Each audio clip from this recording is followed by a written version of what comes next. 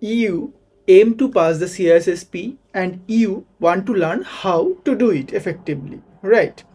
So, no time wasted, no extra details, only what you truly need to know to pass.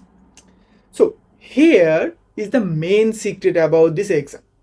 It is It is not testing your knowledge of firewalls, encryption, cloud security, or similar topics.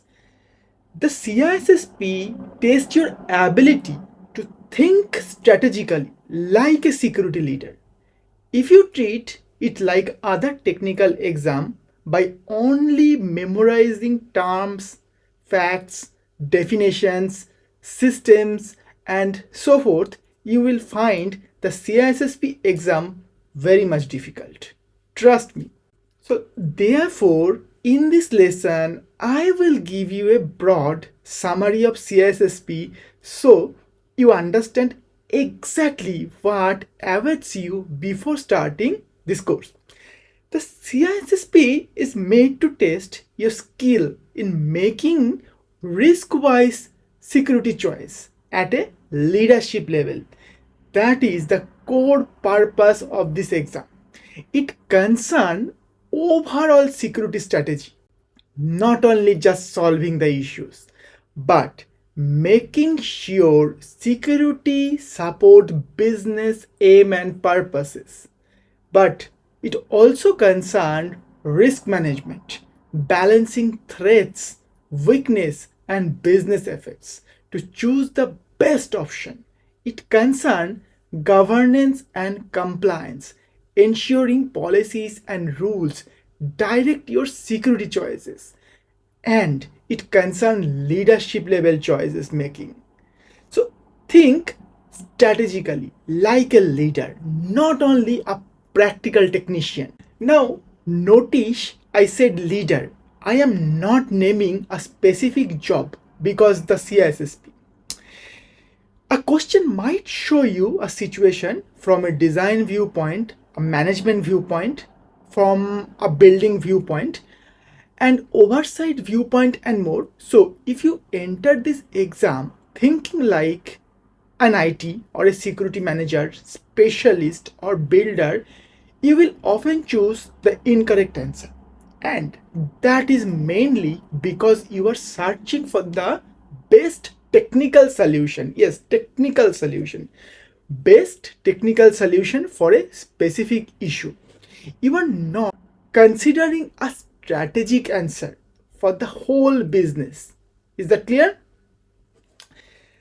CISSP is unlike any other IT or security certificate exam you will take. I have taken also Cisco exams, CompTIA exam, EC Council exams, GIAC exams, and many others. Nothing else is like the CISSP or ISA2 exam in general. First, the CISSP is a CAT based exam. That means computerized adaptive testing.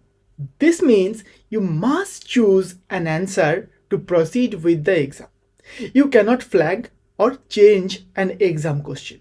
So, once you send your answer, it is stored and then you must continue. Next, the CAT system changes the exam's difficulty as you progress. So, if you are answering question right, it seems like the question became more difficult. If you get some wrong, the system will change itself.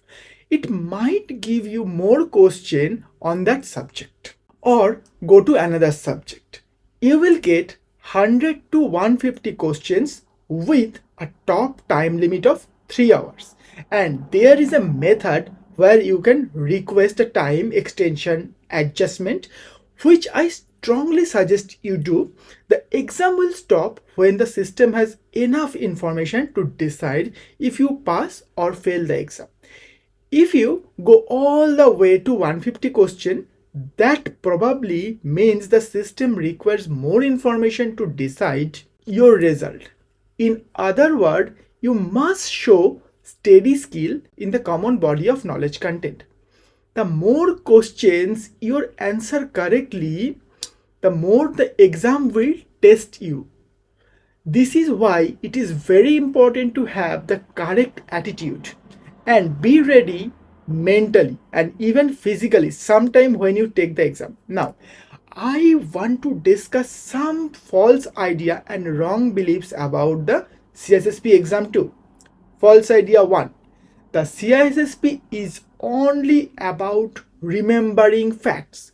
This is incorrect. This is one of the largest error that learners make. Remember the fact by itself will not help you to pass the exam. Yes, you must know ideas, but comprehension and using good sense is what count most on this exam. False idea 2.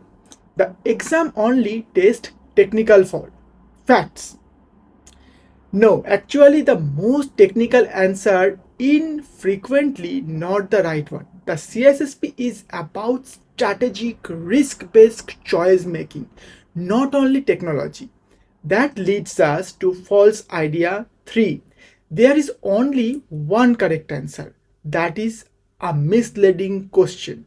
Most CISSP questions have several correct answers, but your task is to choose the best answer based on business risk, governance, and strategy. Not only what would work technically or how you might handle it at your job. False idea 4. The CISSP is not a technical exam. This is also wrong. The CISSP includes a huge number of technical subjects, but it is not detailed study and it is not a practical exam either. Instead,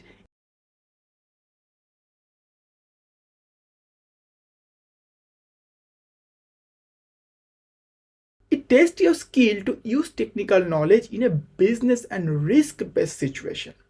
You still need to understand encryption, network security, access control, cloud security, and security design.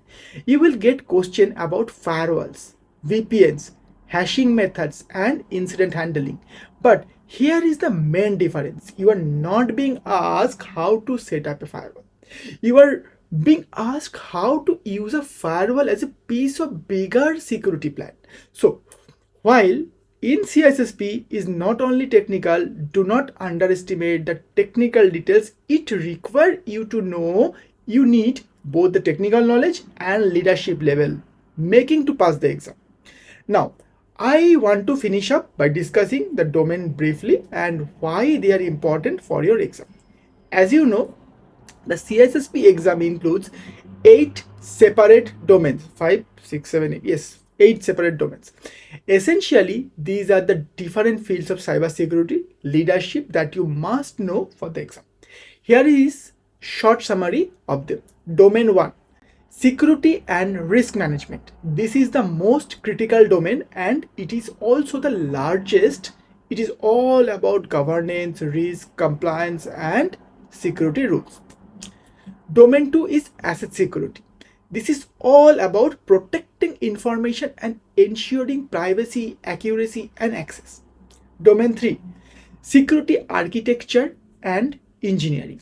This is base of secure system planning, design, and security frameworks. Domain 4, communication and network security. This is all about knowing how data travels and how to protect it while moving.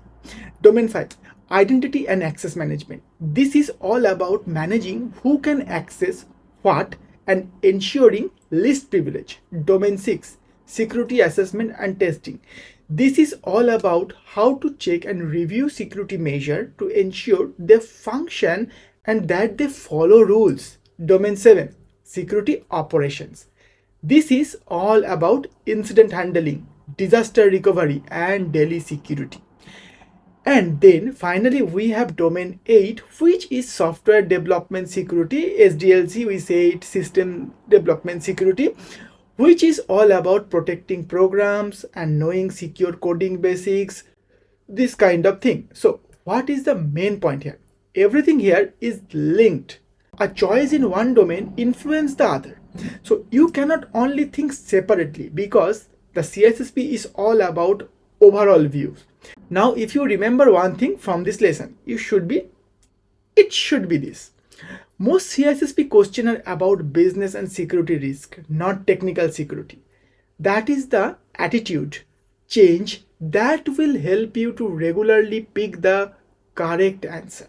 So now that you know what the CISSP truly involves, you are already in front of most exam takers. In the coming lesson, I will explain how to study more effectively, how to handle hard CISSP questions, and the specific methods that have helped thousands of learners to pass the CISSP exam. So if you are prepared to start thinking like a CISSP, go to the next lesson and I will meet you there. See you.